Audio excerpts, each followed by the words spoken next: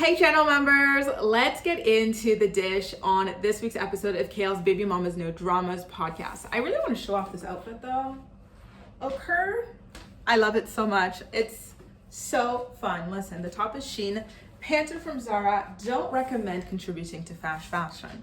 However, I do recommend booby cleavage. So, before we get into the recap of Baby Mama's No Dramas, I really want to tell you guys that I think that if you really want to learn more about Kail, it's worth listening to this week's episode of her Barely Famous podcast because it's a very laid back episode where she just talks a lot about her experience growing up with her very neglectful mother. And she even revealed this story that was just so troubling about how one day when she was about 8 years old, she woke up in bed with a random man, like, I think he was just in his underwears or something like that, like in bed with her. And she was like, who the heck is this? And the guy goes, oh, sorry, I thought you were your mom. And it was just so weird. I don't know, like it was just such a sad episode that I can't even bring myself to recap it because it was just so sad. But I really, really do recommend you taking a listen to it if you want to kind of hear more about her, learn more about her from her own perspective. It was a good episode, I have to say. So let's get into this week's episode of Baby Mama's No Dramas. Kail talks about how she was beat up by one of Chris Lopez's girlfriends. Remember, when she was part of his harem with two other women, one of the women decided, rat-a-tat-tat, I'm gonna beat your ass. And Kail said that she managed to survive that ass whooping and even inflicted an ass whooping on the girl herself by using her jujitsu skills. She said that there's this one skill where you take your knee and you knee someone in the stomach, and I imagine that makes you want to throw up or something. And that is how she managed to break free and escape from Chris's other girlfriend. Listen, the fact that like this guy had multiple girlfriends and she knew about it, one of the girlfriends was beating her up, the other one was spinning all kinds of rumors about her, like and the fact that Chris never valued any of them enough to stop this and choose one of the chicken heads, like how do you accept that? And not only accept that for yourself, but go, you know what, let's make a child. Better yet, let's make two. Like how? I still to this day do not understand how the heck she got herself permanently tied to that man. Self-esteem in the gutter, I will tell you that much. So Kail is really doing her best to quiet out the pregnancy rumors surrounding herself by claiming that she's about to get her tubes tied. Listen, this is something that she's been claiming for a long while. I've done like 2 or 3 different podcast recaps on this specifically. One thing that's really funny is that she usually only brings this up on the Baby Mama's No Dramas podcast with V. She never really talks about this with Lindsay, which I'm just now remarking as I'm speaking to you guys. I wonder why that is. Last time she talked about wanting to get her tubes tied or removed or whatever, she said that she wanted to wait and see, like if she could like gender select or something to have a girl or something. So I don't know, like, listen, her saying that she wants to get her tubes removed or whatever does not mean that she's not pregnant, right? Maybe it's something that she wants to do after she has the baby if she is pregnant, right? Like she didn't say a time frame of when she was going to do it. She did not say that she booked an appointment or anything like that. So I just take it as her chatting, just talking, just talking to talk for the time being, talking to talk and talking to distract at this point. She did also, in true Kail fashion, talk about how she wanted the doctor to give her tubes after so that she could like keep them on display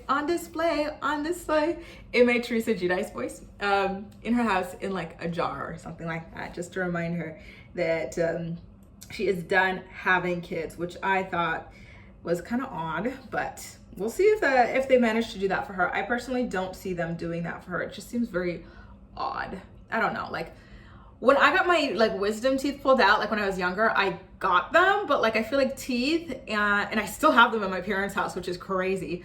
But I feel like teeth and like your actual like tubes or whatever, are these fallopian tubes, y'all? Yeah, I stopped science after the 10th grade. But I think there's a big difference, especially biohazard wise. So I just don't see this happening for her. Now, lastly, she tells a story. Well, V talks about how for her 4th wedding anniversary with Joe, she bought like this star. It's like 2 stars becoming one, and then she named it after the 2 of them, which is a very sweet and sentimental gift. But it did make me wonder, get me thinking, like, who owns these stars and where do they get off selling it to people? Why can't you just one day go ahead yourself, point at a star, say that's my star? who's gonna stop you? You know what I mean? Like, how much does she pay for that? I really do wonder, but I digress. So V tells that story, and then Kail says, oh, well, you know, one of my ex-girlfriends, and then they snicker about this girl apparently being a stalker or something. Is this Dom they're talking about? Because they be talking trash about Dom from time to time on that podcast, y'all. So Kail says, yeah, one of my exes, when she asked me to be her girlfriend, like, she bought me this star or whatever. And then she, like, had all the information printed on a plaque or something, and then when she'd get mad at me, she'd take it back. And then V calls her friend an Indian giver, which I was like, huh. That raised my eyebrows, because I remember Indian giver it used to be something that you could, like, openly and casually say until, right, like, we were educated on how it's racist and why it's wrong to say that. So I was quite surprised to hear V saying that. Personally, I think she's just not up to date with the lingo there, but yeah, that definitely got me going, wait a second. I thought everyone knew this was not acceptable, especially after Kris Jenner, because this is when it was really, really big news. Kris Jenner, when Kris Humphries wanted the engagement ring back from Kim Kardashian, Kris Jenner said that it was rightfully Kim's and that Kris should stop being an Indian giver. And then that's where, like, the big discussion about why it's racist and wrong to say that was coming out. So that was years ago, but yeah, there's something a little bit interesting there. But again, you guys, I really do recommend that you listen to Kail's Barely Famous podcast episode this week. If you want to learn more about her, like, more intimately, like, quiet, chilled, laid back kind of listening. And I'm kind of curious to hear your guys' thoughts on her now, letting it be known that one of Chris's other girlfriends whooped her ass once, and she whooped that girl's ass back with a knee in the chest, and then with 2 kids by Kris a little bit later on. La, what a life she's lived, I tell you that much.